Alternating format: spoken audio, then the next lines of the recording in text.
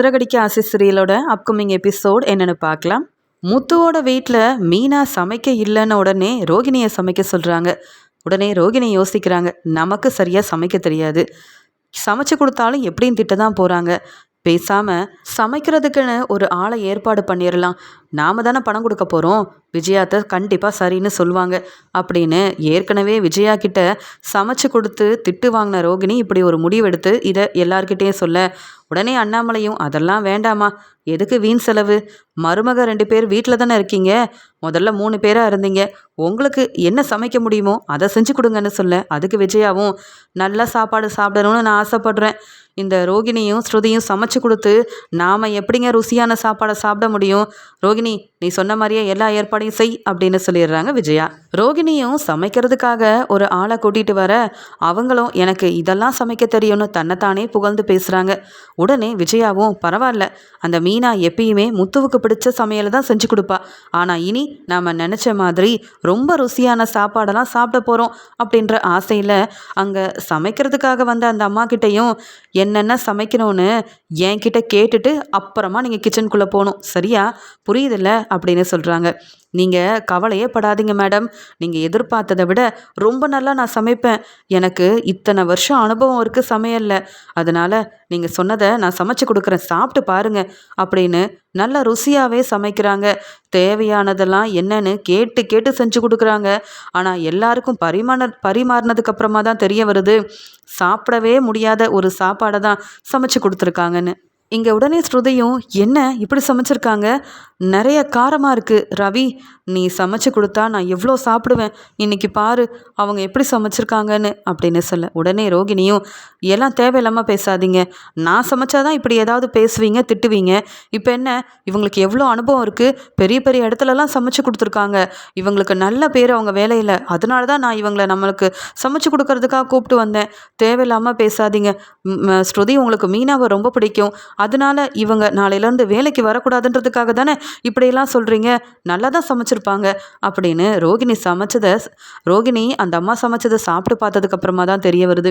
உடனே அண்ணாமலை அந்த அம்மா கிட்ட போதுமா, ஒரு நாள் சமைச்சதுக்கே எங்களால் சரியாக சாப்பிட முடியாமல் பெரிய பிரச்சனையாக வந்துடும் போல், நீங்கள் சமைச்சிங்கன்னா நாங்கள் எல்லாரும் ஹாஸ்பிட்டலுக்கு தாம்மா போகணும், நாளையிலேருந்து நீங்கள் வேலைக்கு வரவே வேண்டாம், நீங்கள் நல்லா சமைச்சு கொடுத்தா பரவாயில்ல, மீனா மறுபடியும் வீட்டுக்கு வந்தாலும் அவளுக்கு கொஞ்சம் வேலை குறையும், கொஞ்சம் மீனாவும் பூவெல்லாம் கொடுத்துட்டு வந்து ரெஸ்ட் எடுப்பான்றதுக்காக தான் சமைக்கிறதுக்கு ஆள் வேண்டான்னு நான் முடிவெடுத்தப்போ கூட சரி பரவாயில்ல வரட்டும்னே, ஆனால் இப்படி சமைச்சு கொடுக்குற உங்களெல்லாம் நாங்கள் நம்பி சாப்பிட முடியாது அப்படின்னு வேலைக்கு வந்தவங்கள அன்னைக்கே வேலையிலேருந்து வேண்டான்னு சொல்லி அனுப்பிடுறாங்க.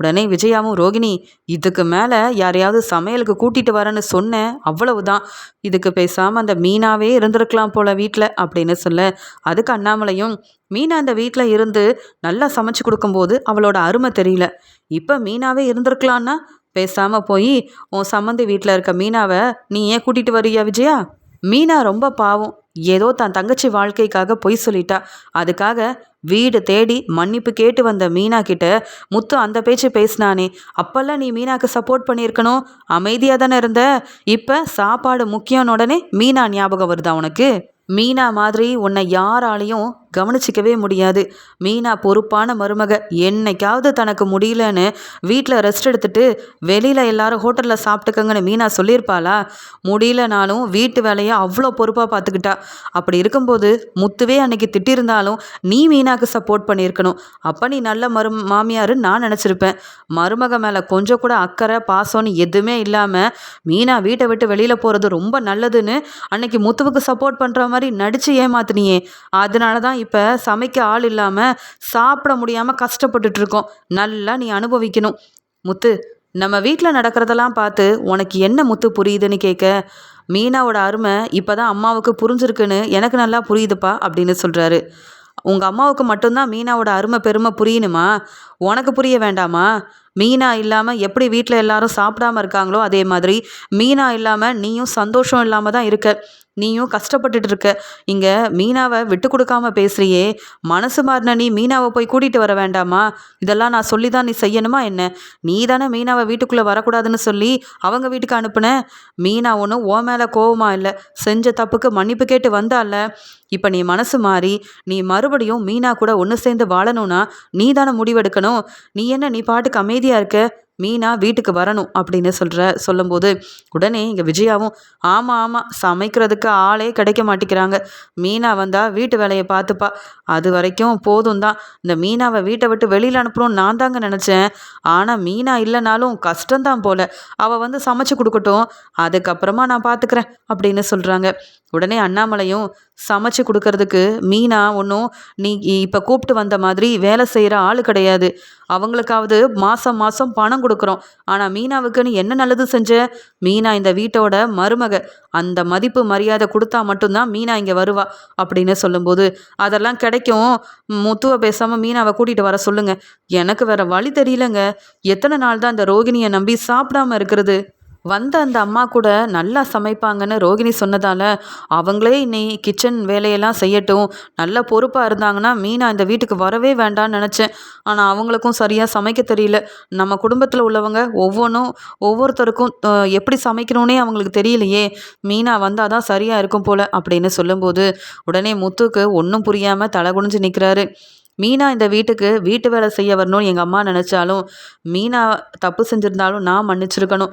மற்ற எல்லாரும் சந்தோஷமாக ஒத்துமையாக வாழ்கிறாங்க, நான் மட்டும்தான் தேவையில்லாமல் என் வாழ்க்கையில் நான் பிரச்சனை செஞ்சுக்கிட்டேன். பேசாமல் மீனாவை போய் பார்த்து கூப்பிட்டு வர வேண்டிதான். அப்பாவே சொல்லிட்டாரு, இனியும் நம்ம வேண்டான்னு நினைக்கக்கூடாதுன்னு நினச்சிட்டு முத்துவும் சரிப்பா நான் பார்த்துக்கிறேன்ப்பா அப்படின்னு சொல்லிட்டு அங்கேருந்து கிளம்புறாரு. இங்கே சீதா, அருண் எல்லாருமே அவங்க வீட்டுக்கு கிளம்புறாங்க, அருணோட வீட்டுக்கு கிளம்புறாங்க.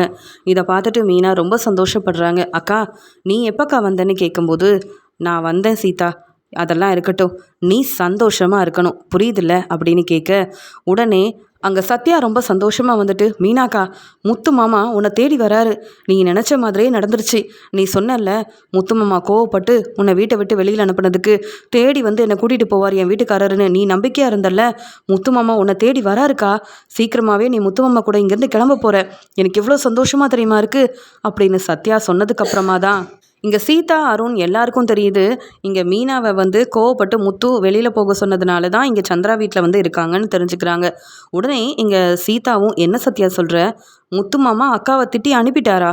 அக்கா நேத்தெல்லாம் இங்கேயா இருந்தாங்க? மீனாக்கா என்ன நடந்துச்சு அப்படின்னு கேட்க, அதெல்லாம் ஒன்றும் இல்லை, அதான் உன் முத்து மாமா மனசு மாறி என்னை கூப்பிட்டு போக வந்துட்டார்ல, அதுவே போதும் அப்படின்னு ரொம்பவே சந்தோஷமாக மீனா பேசிகிட்டு இருக்க அருண் நினைக்கிறாரு, இந்த குடும்பத்தில் இருந்து முத்துவை பிரிக்கணும்னு நினச்சேன். முத்து கண்டிப்பாக கோவமாக இருப்பான்னு நினச்சிட்டு இருந்தேன். ஆனால் அந்த முத்து மீனாவை கூப்பிட்டு போக வரானா, வரட்டும், இன்னைக்கு எல்லாரும் முன்னாடி முத்துவை எப்படி அவமானப்படுத்த போகிறேன்னு அப்படின்னு யோசிக்க, அங்கே முத்து வராரு.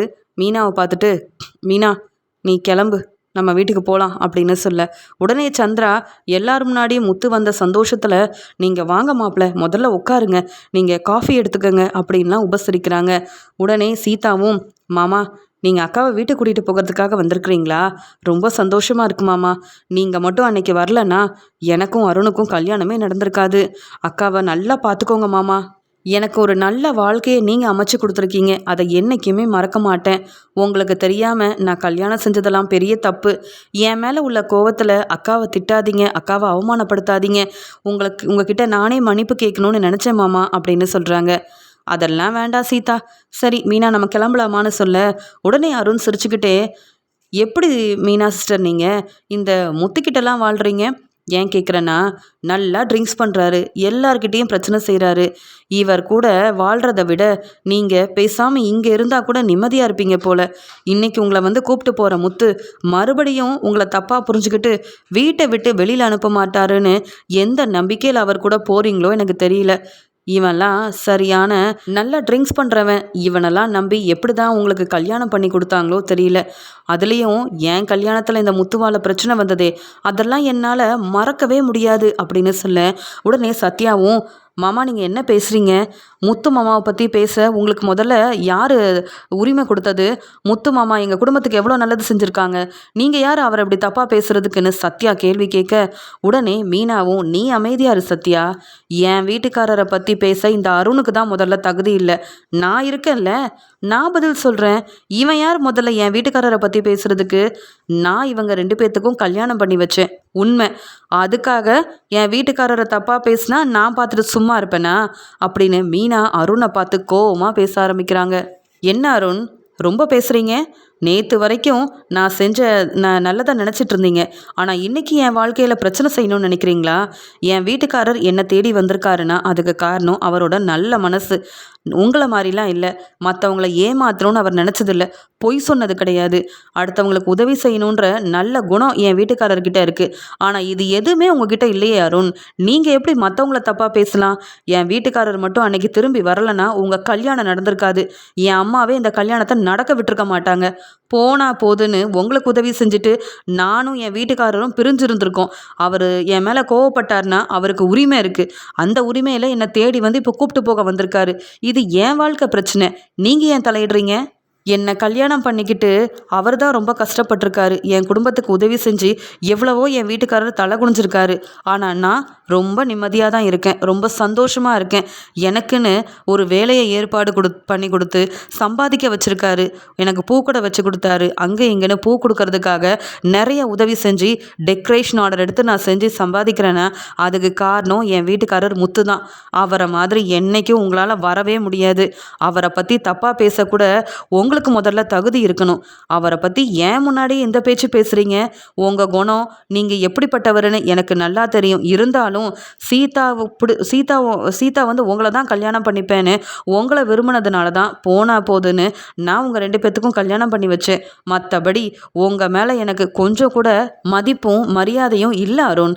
இப்போ கூட என் வீட்டுக்காரர் மனசு மாறி வந்து என்னை கூப்பிட வந்திருக்காருன்னு நான் சந்தோஷமாக இருக்கேன். ஆனால் நீங்கள் மறுபடியும் பிரச்சனையை செய்யணும்னு ஏன் முன்னாடி என் வீட்டுக்காரரை ஏளனமாக பேசுகிறீங்க. அவர் ட்ரிங்க்ஸ் பண்ணுறாரு, அது மட்டும்தான் தப்பு. மற்றபடி அவர் உங்களை மாதிரிலாம் ஏமாத்துனதே இல்லை. எங்களை ஏமாற்றி என் வீட்டுக்காரருக்கு காரெல்லாம் எடுத்துகிட்டு போய் பிரச்சனை செஞ்சீங்களே, மறந்துட்டீங்களா? நீங்கள் கூட பெரிய பொறுப்பில் இருக்கீங்க. பொய் சொன்னவர் தானே நீங்கள்.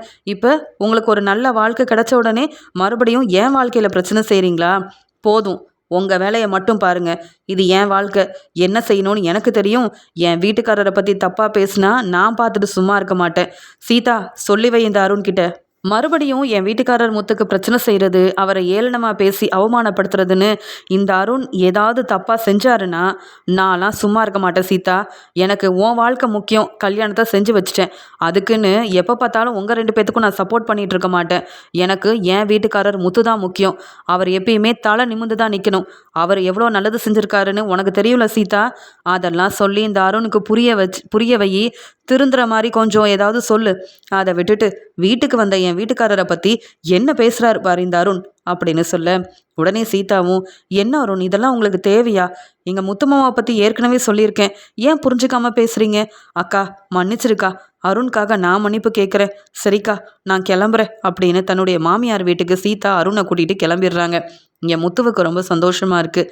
பரவாயில்ல, என்னதான் என்கிட்ட பொய் சொல்லியிருந்தாலும் சீதா கல்யாணத்தை மீனா நடத்தி வச்சிருந்தாலும் அருண் முன்னாடி என்னை விட்டு கொடுக்கவே இல்லை அப்படின்னு இங்கே அருண் பேசின பேச்சுக்கு முத்து எதுவுமே பேசாமல் இருக்க சரியான பதில் கொடுத்து அருண் அங்கேருந்து அனுப்புன மீனாவை பார்த்து சந்தோஷப்படுறாரு முத்து.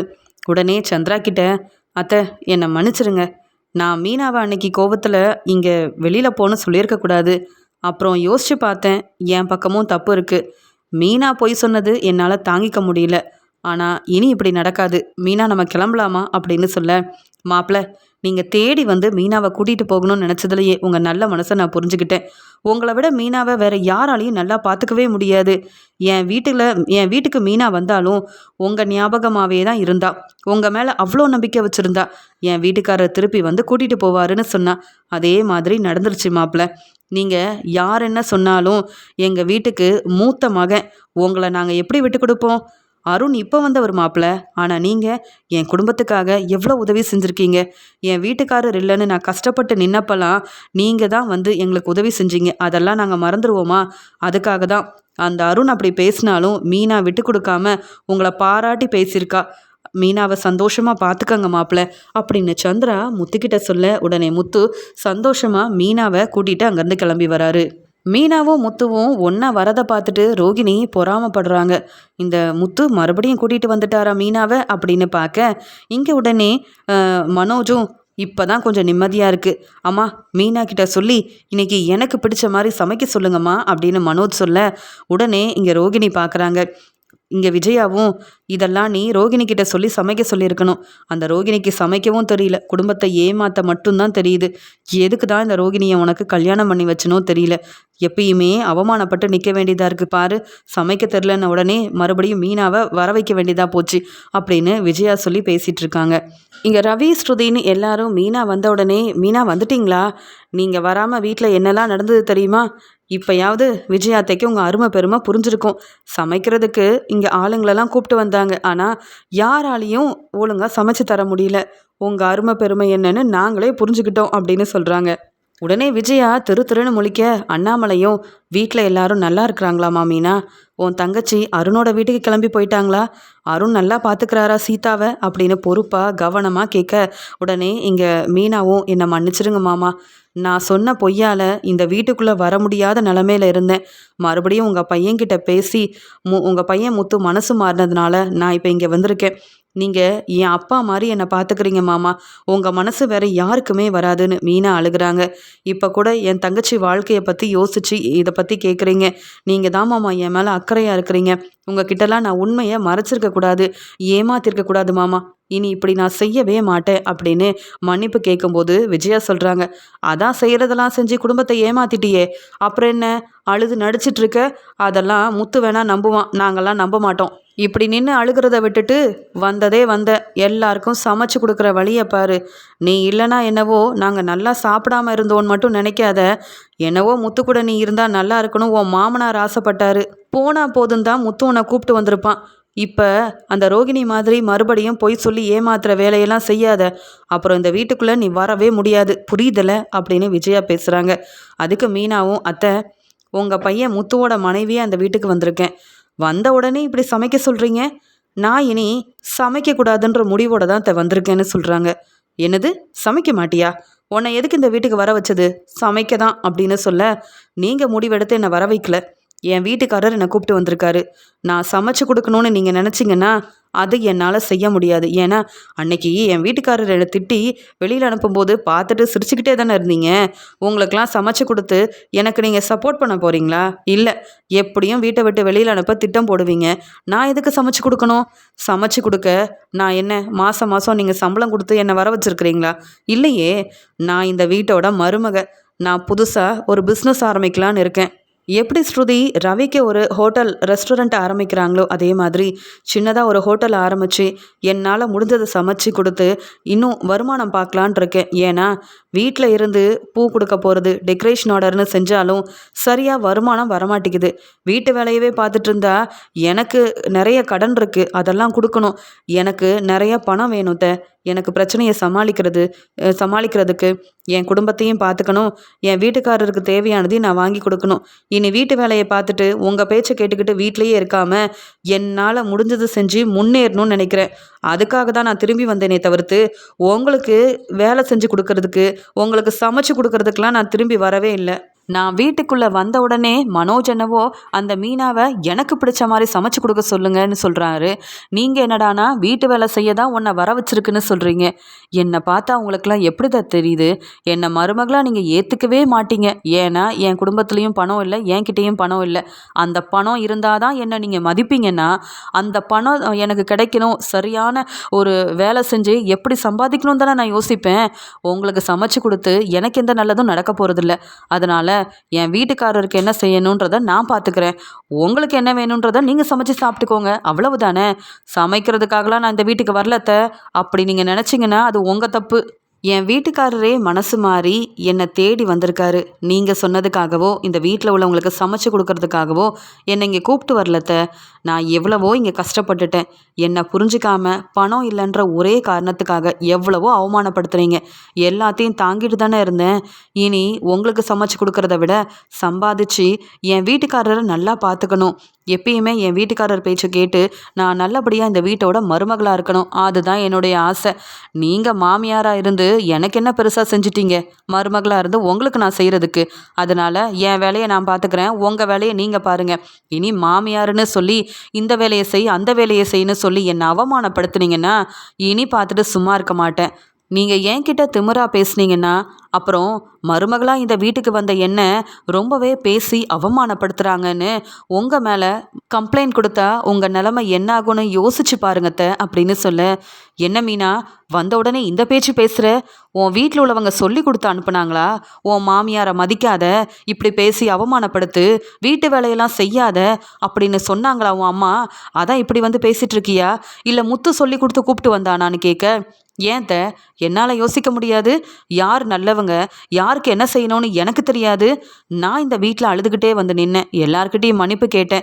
என் வீட்டுக்காரர் அன்னைக்கு ட்ரிங்க்ஸ் பண்ணியிருந்தார். அந்த கோவத்தில் அவர் பேசியிருப்பார். ஆனால் நீங்கள் நல்லா தானே இருந்தீங்க. என் மருமகளை நீ ஏன் வீட்டை விட்டு வெளியில் அனுப்புறேன்னு சப்போர்ட் பண்ணீங்களா? இல்லையே. நான் வீட்டை விட்டு வெளியில் போகணும்னு யோசித்து உங்கள் பையனுக்கு சப்போர்ட் பண்ணி என்னை திட்டி அவமானப்படுத்துனீங்க. அதெல்லாம் நான் மறந்துட்டு மறுபடியும் வந்து உங்களுக்கு சமைச்சு கொடுத்து நீங்கள் ரொம்ப நல்ல மாமியார்னு உங்களை பார்த்துக்கணுமா? என் குடும்பத்துக்கு நல்லது நினைக்கிற இங்கே அண்ணாமலை மாமாவையும் இங்கே வந்து என் வீட்டுக்காரர் முத்துவையும் நான் நல்லா பார்த்துப்பேன். அவங்களுக்கு என்ன வேணும்னு சமைச்சு கொடுப்பேன். அவங்களுக்கு ஒரு நல்ல மருமகளாக நடந்துப்பேன். ஆனால் என்ன புரிஞ்சிக்காம அவமானப்படுத்தினா சரியான பதில் கொடுப்பேன். திரும்பி வந்த மீனா பழைய மீனா இல்லை. இனி நான் உழைச்சி முன்னேறணும்னு நினைக்கிறவ. அதனால் வீட்டு வேலையை செய்வேன். நீங்கள் சொல்கிற எல்லாத்துக்கும் பொறுமையாக பொறுத்து போவேன் மட்டும் நினைக்காதீங்க. நடக்கவே நடக்காதுன்னு மீனா சொல்லிட்டு போக, இதெல்லாம் மீனாவா பேசுனா அப்படின்னு ரோகிணி, மனோஜ், விஜயான்னு பேரதிர்ச்சியோட பார்க்குறாங்க. ஆனால் ஸ்ருதி ரொம்ப சந்தோஷமா, மீனா இப்போதான் நீங்கள் சரியாக பேசியிருக்கீங்க. யாருக்கும் பயப்படாமல் தெளிவாக ஒரு முடிவெடுத்து இந்த வீட்டில் உங்களை மற்றவங்க மதிக்கிறதுக்காக என்ன செய்யணும்னு முடிவெடுத்தீங்கல்ல, எனக்கு ரொம்ப பிடிச்சிருக்கு. ரொம்ப சந்தோஷமாக இருக்குது. இப்படி தான் மீனா, யாருக்கும் பயப்படாமல் தைரியமாக இருக்கணும் மீனா. அப்போ தான் மற்றவங்க மதிப்பாங்க. பரவாயில்ல மீனா, நீங்கள் ஹோட்டல் ஆரம்பிக்க போகிறதா சொன்னீங்க. நீங்கள் நல்லா சமைப்பீங்க. கண்டிப்பாக நீங்கள் நினச்ச மாதிரியே முன்னேறுவீங்கன்ற நம்பிக்கை எனக்கு இருக்குது. ஏன்னா ரவியை விட உங்களுக்கு விதவிதமாக எப்படி சமைக்கணும்னு தெரியும், ருசியாக சமைச்சு கொடுக்கவும் தெரியும். கண்டிப்பாக உங்களை நம்பி நிறைய கஸ்டமர் வந்து சாப்பிடுவாங்க. அதன் மூலமாக இங்கே முத்துவுக்கு நல்ல பேரும் கிடைக்க போகுது. முத்து, மீனாவை கூட்டிகிட்டு வந்தது மட்டும் இல்லாமல் மீனா ஆசைப்படுற மாதிரி எல்லாத்தையும் செஞ்சு கொடுங்க. உங்களுக்காக தான் மீனா முன்னேறணும்னு நினைக்கிறாங்கன்னு ஸ்ருதி சொன்னதை கேட்டுட்டு மீனாவும் முத்துவும் சந்தோஷப்படுறாங்க. உடனே முத்துவும், ஆமாம் மீனா, நானும் தான் தப்பு பண்ணிட்டேன். அன்னைக்கு உன் தங்கச்சி கல்யாணம் நல்லபடியாக நடக்கணும்னு ஒவ்வொன்றையும் பார்த்து பார்த்து செஞ்சனே, அதை அப்படியே வந்து செஞ்சுருக்கணும். அந்த அருண் மேலே உள்ள கோவத்தில் நான் ட்ரிங்க்ஸ் பண்ணிட்டு வந்திருக்கக்கூடாது. என்னால் தானே என் அம்மா உன்னை திட்டுறாங்க, அவமானப்படுத்துகிறாங்க. நீ சொன்ன மாதிரியே நம்ம புதுசாக பிஸ்னஸ் ஆரம்பிக்கலாம். உனக்கு நான் உதவி செய்கிறேன். என்கிட்ட கொஞ்சம் பணம் இருக்குது மீனா, அதை வச்சு நம்ம ஒரு ஹோட்டல் பார்த்து ஆரம்பிப்போம் அப்படின்னு மீனா சொன்ன எல்லாத்துக்கும் முத்துவும் ஒத்துக்கிறாரு. இதெல்லாம் பார்த்த விஜயா நினைக்கிறாங்க, இந்த மீனா வீட்டுக்கு வந்தால் சமைச்சு கொடுப்பா, வீட்டு வேலையை பார்த்துப்பா, நம்ம சொல்கிற எல்லாத்தையும் கேட்பான்னு நினச்சா திரும்பி வந்த மீனா என்னவோ என்னை வெளுத்து வாங்குறா, வீட்டு வேலையை செய்ய மாட்டேன்னு பேசுகிறா. நான் அவளை திட்டினாலோ அவமானப்படுத்தினாலோ போலீஸில் மாட்டி விடுவேன்னு சொல்கிறா. என்னது இது, மீனா இப்படி பேசுவான்னு நான் எதிர்பார்க்கவே இல்லையே அப்படின்னு யோசிக்கிறாங்க விஜயா. உடனே மனோஜும், பாத்தியா ரோகிணி, மீனா வந்த உடனே எவ்வளோ திமிரா பேசுகிறான்னு.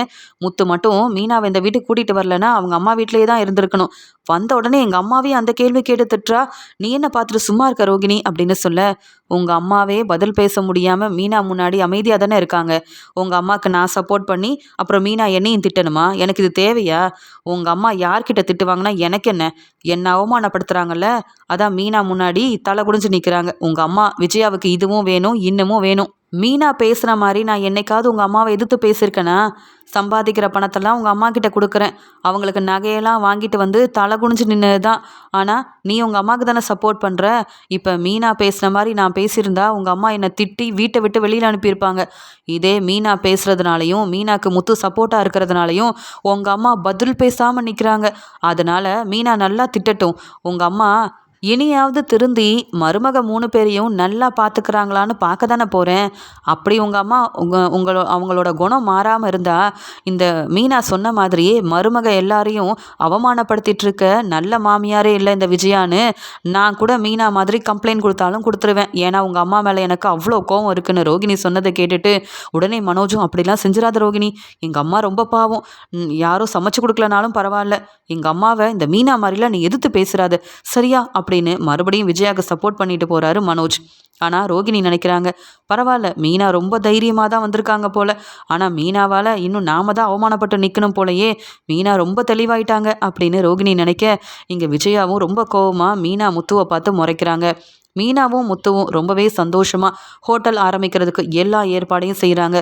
கொஞ்சம் கொஞ்சமாக சேர்த்து வச்ச பணத்தை அங்கே சீதா கல்யாணத்துக்கு செலவு பண்ணது மட்டும் இல்லாமல் மீதி இருந்த பணத்தை வச்சு ஒரு ஹோட்டல் ஆரம்பிக்க ஏற்கனவே மீனாவுக்கு நல்லா சமைக்க தெரியுன்றதுனால அங்கே யாருக்கு எப்படி சமைச்சு கொடுக்கணும், என்னென்ன சமைச்சா கஸ்டமர் தேடி வருவாங்கன்ற அந்த எல்லா விஷயத்தையும் நல்லா தெரிஞ்சுக்கிட்ட மீனா ஹோட்டலில் அவங்களே சமைச்சு கொடுக்குறாங்க.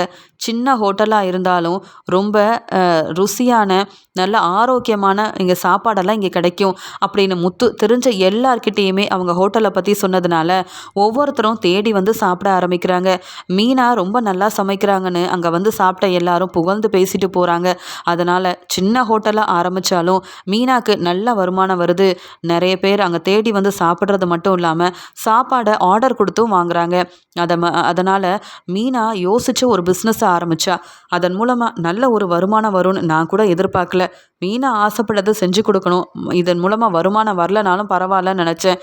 ஆனால் மீனாவோட புத்திசாலித்தனம் திறமைன்னு தன்னுடைய உழைப்பால் இப்படி நல்லா முன்னேறாளேன்னு இங்கே முத்துவே பார்த்து நல்ல சந்தோஷப்படுறாரு.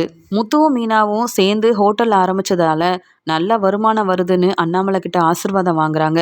அங்கே ஹோட்டலில் சமைச்ச சாப்பாடை வீட்டில் உள்ள எல்லாருக்கும் மீனா கொண்டு வந்து கொடுக்குறாங்க. அதெல்லாம் சாப்பிட்டு பார்த்துட்டு எல்லாரும் பாராட்டி பேசுகிறாங்க மீனாவை. அப்போ தான் விஜயா நினைக்கிறாங்க, மீனா எவ்வளோ ருசியாக சமைக்கிறா. இத்தனை நாள் மீனா வீட்டில் சமைக்கும்போது நான் ரொம்ப திட்டியிருக்கேன், என்ன சமைக்கிற, முத்துவுக்கு பிடிச்சதை மட்டும்தான் சமைப்பியான்னு கேள்வி கேட்டு அவமானப்படுத்தியிருக்கேன். ஆனால் மீனா இவ்வளோ ருசியாக சமைப்பான்னு எதிர்பார்க்கவே இல்லை. வந்த கஸ்டமர் எல்லாரும் திரும்பி வருவாங்க, மீனாவோட சமையலை பார்த்து எல்லாரும் பாராட்டி பேசுவாங்க. இப்படிப்பட்ட மீனாவை பற்றி புரிஞ்சுக்காமல் இருந்துட்டோம். பாவம் மீனா, நான் எவ்வளவோ திட்டியில் அவமானப்படுத்தியிருக்கேன். இப்போ கூட அவளுக்கு தெரிஞ்ச இந்த சமையலை வச்சே முன்னேறுவான்னு நான் நினைக்கவே இல்லை. கண்டிப்பாக இந்த சின்ன ஹோட்டல் ஆரம்பித்த மீனா பெரிய ஒரு ரெஸ்டாரண்ட்டே சீக்கிரமாக ஆரம்பிச்சிருவா. இங்கே என் பையன் ரவியை விட மீனா தான் நல்லா சமைக்கிறா அப்படின்னு ஹோட்டல்ல இருந்து மீனா சமைச்ச சாப்பாடை கொண்டு வந்து கொடுத்ததுனால விஜயா இப்படி யோசிக்கிறாங்க. உடனே அண்ணாமலை, பாத்தியா விஜயா, மீனா எவ்வளோ பெரிய திறமசாலின்னு, ஏதோ வீட்டு வேலை செய்ய மட்டும்தான் மீனா இருக்கணும்னு நீ அந்த பேச்சு பேசின, வீட்டு வேலை செய்ய மீனா வந்தா போதும், அவளை நான் மருமகளாக ஏற்றுக்க மாட்டேன்னு சொன்னேன். எவ்வளோ பெரிய வருமானம் பார்த்துருக்கா மீனா, பெரிய ஹோட்டலோட ஓனராகவே ஆயிடுவா போல. சின்ன ஹோட்டலுக்கே மீனா சமையலுக்காக செய்கிற சாப்பாடுக்காக இத்தனை கஸ்டமர் நம்பி வராங்கன்னா அவங்க மீனாவோட திறமையை புரிஞ்சுக்கிட்டு தானே ஆரோக்கியமான சாப்பாடை மீனா கொடுக்குறான்னு தெரிஞ்சு தானே இப்படி தானே மீனா நமக்கும் சமைச்சு கொடுத்தா. ஆனால் நீ ஒரு நாளாவது மீனாவை பாராட்டி பேசியிருக்கியா? எப்பயுமே திட்டி அவமானப்படுத்தினேன். வீட்டில் யாரும் மீனாவை பாராட்டல, ஆனால் வெளியில் இதே சாப்பாடை சமைச்சு கொடுத்து மீனா நல்லா சம்பாதிக்கவும் செய்கிறா, மற்றவங்க மீனாவை பாராட்டி பேசிட்டு போகிறாங்க. நான் ஹோட்டலில் போய் அன்னைக்கு பார்த்தேன், மீனாவை எல்லாரும் பாராட்டி பேசினாங்க. அதெல்லாம் பார்த்து எனக்கு அவ்வளோ சந்தோஷமாக இருந்தது. இப்போ புரிஞ்சுக்கிட்டியா மீனா எதுக்கு வீட்டில் சமைக்க மாட்டேன்னு சொன்னான்னு? சமைச்சு கொடுத்தாலும் ஒரு பிரயோஜனமும் இல்லை, நீ திட்ட தான் போகிற. ஆனால் இதே சமையலை வெளியில் சமைச்சு கொடுத்து மீனாக்கு நல்ல பேர் கிடச்சிருக்கு, பெரிய ஒரு வருமானம் கிடச்சிருக்கு. இந்த ஹோட்டல் மாதிரியே இன்னும் 2-3 ஹோட்டல் ஆரம்பிக்கக்கூடிய வருமானம் மீனாக்கு கிடைக்குது அப்படின்னு அண்ணாமலை சொன்னதை கேட்டு ஸ்ருதியும், இனி நான் ரவியை நம்ப மாட்டேன். மீனா, உங்கள் ஹோட்டலில் நீங்கள் சமைச்சு கொடுக்குற மாதிரியே நீங்கள் என்னுடைய ரெஸ்டாரண்ட்டுக்கும் நான் சொல்கிற சாப்பாடை மட்டும் சமைச்சு கொடுத்தீங்கன்னா ரொம்ப ரொம்ப நல்லா இருக்கும். நீங்கள் கேட்ட சம்பளத்தை நான் தந்துடுவேன். ஏன்னா ரவி வரணும், நல்லா சமைச்சு கொடுக்கணும்னு எதிர்பார்த்து ரெஸ்டாரண்ட்டெல்லாம் ஆரம்பிக்கக்கூடிய நிலைமையும் வந்துருச்சு. ஆனால் ரவி மனசு மாற மாட்டேங்கிறான். ஆனால் நீங்கள் சின்ன ஹோட்டல் ஆரம்பிச்சிங்க, நல்ல வருமானம். நீங்கள் சமைக்கிற மாதிரி யாராலையும் பொறுப்பாக இவ்வளோ நேர்த்தியாக சமைக்கவே முடியாது. உங்கள் திறமை வேற யாருக்குமே வராது மீனா. நீங்கள் உண்மையாகவே பெரிய ஆளு தான். நான் இன்னைக்கு உங்களை ரொம்ப நல்லா புரிஞ்சுக்கிட்டேன் அப்படின்னு வீட்டில் ஒவ்வொருத்தரும் மீனாவை புகழ்ந்து பாராட்டி பேசுகிறத பார்த்துட்டு விஜயாவால் தாங்கிக்க முடியல. ரோகிணிக்கு ரொம்ப கோவம் வருது. நான் என்னவோ பார்லரில் வெறும் ஸ்டாஃபாக வேலை பார்க்குறேன், வீட்டுக்கு வந்த மீனா விஜயா அத்தைய அமைதியா இருக்க சொன்னது மட்டும் இல்லாம, பெருசா சாதிக்கிற மாரி புதுசா பிசினஸ்லாம் ஆரம்பிச்சு, கை நெறைய சம்பாதிக்க ஆரம்பிச்சுட்டா. இனி மீனா கிட்ட நெறைய பணம் இருக்கிறதுனால, விஜயா அத்தை இனி மீனாவ திட்டவும் மாட்டாங்க, அவமானப்படுத்தவும் மாட்டாங்க. பணம் இல்லன்னு என்ன தான் திட்டுவாங்க, நான் தான் தல குனிஞ்சு நிக்கணும் போல. திரும்பி வந்த மீனா இப்படிலாம் சாதிச்சு காட்டுவான்னு நான் எதிர்பார்க்கவே இல்ல.